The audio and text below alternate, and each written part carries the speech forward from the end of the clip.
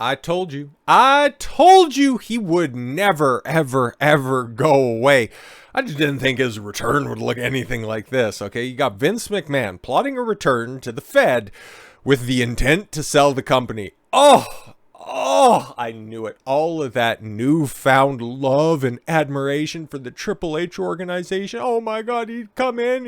He'd just take over for that crusty old man. But then realize that you take a look at any of the fucking ratings lately, ain't nobody watching that product, okay? Sure, there's a bunch of people in there that I like quite a bit under very strange fucking monikers, okay? But bro, year after year, week after week, ratings continue to fucking go down, okay? And the Fed is a public company, okay? You need to do what's best for your stock, for your stockholders. And just because you like the new direction of the Triple H regime, given the fact that it's been in full swing for the past 6 months, SummerSlam, whenever it was, it has not been successful. Numbers continue to go down. Like, men lie, women lie, but numbers don't, okay? You just need to check the facts on this one. And these dirty fucking rag sheets just continue to try to make excuses. Oh, it doesn't matter that on Monday Night Raw with one of the lowest numbers in history, did you know the Buffalo Bills guy had a heart attack and people wanted to go check in the third hour?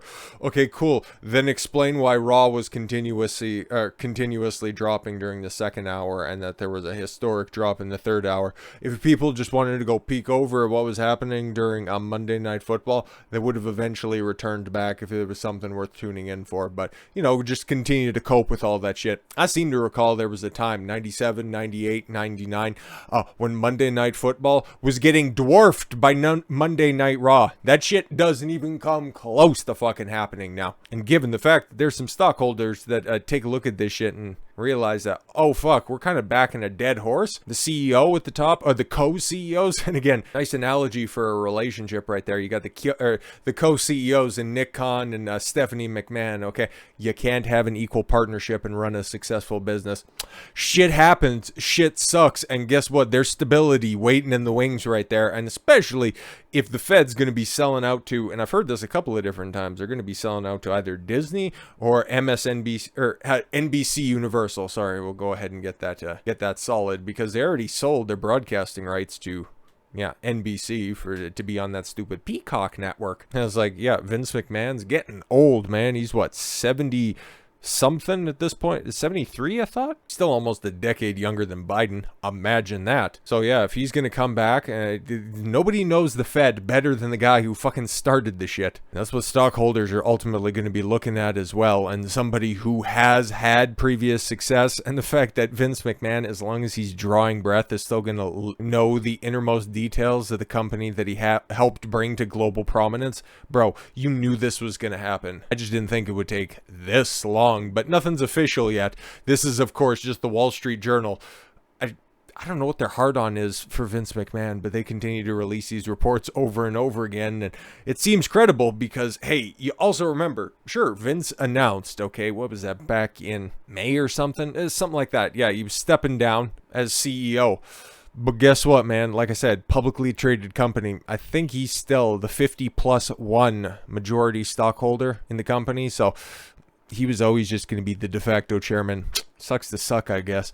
Vince McMahon's retirement was short-lived. Yeah, and? Okay. McMahon intends to return to the Fed to facilitate a sale of the company, the Wall Street Journal first reported Thursday. If I can't run it, nobody runs it. WWE is entering a critical juncture in its history with the upcoming media rights negotiations coinciding with the increased industry-wide demand for quality content. Quality content that hasn't happened in, 2023, 22 years, and live events, and with more companies seeking its own intellectual property on their platforms. McMahon said in a statement, the only way for WWE to fully capitalize on this opportunity is for me to return as executive chairman, and support the management team in negotiations for our media rights, and to combine that with the review of strategic alternatives. My return will allow WWE, as well as any transaction counterparties, to engage in these processes, and knowing they'll have support to the controlling shareholder. bro, if you've been a wrestling fan for any minuscule amount of time, you know wherever Vince McMahon goes within the ranks of WWE, okay, his tendrils will be a part of it. No, I'm just gonna be the executive chairman. I'm not gonna have anything to do with creative until 2 weeks down the line when he's back in the writer's room ripping up the fucking script to SmackDown in order to just put out something that he just wrote up 45 minutes ago. Like, just stop it. This shit's gonna be happening on and around WrestleMania. Like, come on, this is so fucking obvious. This is my first time around the sun, but Christ almighty. McMahon stepped down from his role as chairman in, July. Okay, a little wrong on the timeline, but come on. We all fucking knew this was going to happen. You can even go back to that first video covering that stuff of his announcement of stepping down as CEO, and I said, as long as he draws breath in his lungs, he's going to be trying to come back in some form or fashion, and guess what? Just about right on fucking time. The Journal revealed he paid millions of dollars of hush money to former employees. Wow, that's called an NDA. And how many of those accusations ever bore out any sort of criminal none. Oh, okay, cool. For alleged sexual misconduct and infidelity. And you know who's been a real fucking rock star in this situation? Shout out Linda McMahon for being a real one. And McMahon stepped down. His daughter Stephanie, and former CAA super agent Nick Khan, who had been the Fed's president, assumed the roles of co-CEO. McMahon's husband, Paul Levesque, known as Triple H, was elevated to head of creative, and he's done wonders so far. Sure thing. How'd that Money in the Bank cash-in go? According to the Journal, the 77-year-old Vince McMahon wrote a letter to the WWE board in late December announcing his intent to perform a strategic review process of the company. Oh, and everybody's like, no, nobody wants him back in the company. It's like, just shut the fuck up, man. He was there for how fucking long? He took the company from his old man, took it global, and made wrestling popular because, let's be completely honest, without Vince McMahon, and I'm not even a big consumer of the Fed anymore, okay? I'll read a review every once in a while. I don't even watch any of those stupid wrestling YouTubers anymore because they're all just kind of fucking scrawny fucks or ones that are all built like Earthquake. Like, there's no in between. It's either some fucking twiggy motherfucker or a dude that's pushing about 4 bills trying to do a fucking Viscera impression, okay? And they're all from the land of tea and bad teeth. It's fucking atrocious, that landscape right now, and I don't give enough of a fuck to do a dedicated segment on wrestling right now, because even, like, I've said, like, I'm a fan of AEW, New Japan, and all that shit. It's just, the product's down right now, man. Like, there is nothing going on, and maybe Vince coming back and throwing some shade and shaking that up because all of the goodwill among the workers to come back and cash an easy paycheck in WWE, maybe that'll all disappear, and trying to play AEW off the Fed once again in order for a bunch of guys that want to go over to AEW, cash another big paycheck, but then not take any pins, okay, because that's another story that's going around, okay. A lot of those former WWE guys not wanting to, count the lights for young up-and-coming talents. It's like, okay, your time is done, okay? You couldn't cut it in WWE, and then you just want to come over in big-time AEW? Okay, cool. You guys are just trying to facilitate AEW's transition into TNA. It's like, you can't fucking do that. And shout out to Tony Khan, good Khan in this situation, for not allowing that shit to happen, putting all of those motherfuckers on the fucking sidelines because he's not going through with their shit. Looking at you, Miro and Andrade. We all know that's what the fuck was going on. Yo, man, I guess I was a little bullish on this stuff. Oh, when would that have been?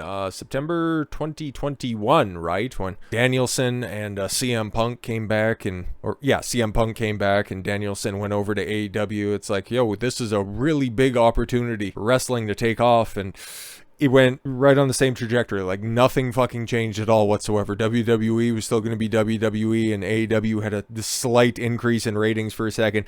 But now it's just been, and now they did this rebranding where it's like, oh, cool, you're using lights where you're trying to trick people into thinking that you're watching a WWE product because there's just a bunch of LED screens, and you're using red and blue lighting. Very original. Thanks, Warner Brothers, for trying to dip your nose into this shit. But Warner Brothers, okay, The guys who are broadcasting the AEW stuff are down bad when it comes to finances. They are several billions of dollars, like 20 some odd $billion in the red right now. So AEW doesn't pull their shit up, they're going to be bouncing around networks just like Impact way back in the cut. So yeah, this isn't me being an AEW shill or anything like that. I think their product is superior to WWE, but you know, the Fed has a foothold. They've been around for a long time. They have the biggest stars in wrestling right now. It's just the biggest stars have the household name recognition of me, so it's not exactly a fucking good time to be in the graps.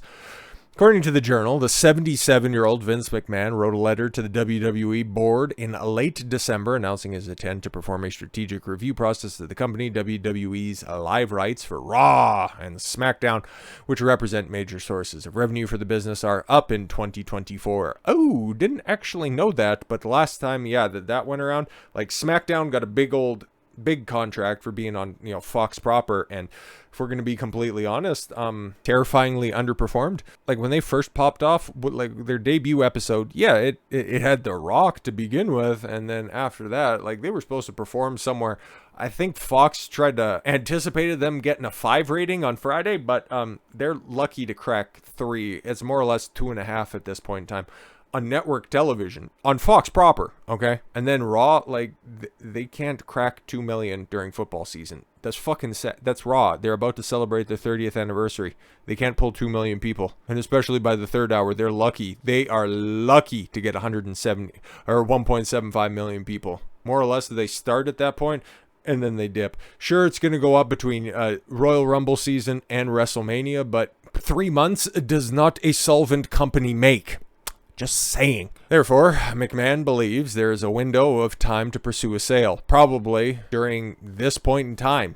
I'm just saying this is when the numbers are going to be at their highest in the build up to the Rumble, okay? Then right around Mania. Like that's going to be your most hype time of the year. It always has been, always will be, and that's just when your company's going to look the best. He was of the belief that potential buyers would want to own WWE's intellectual property as opposed to renting it for a linear TV networks and or streaming services.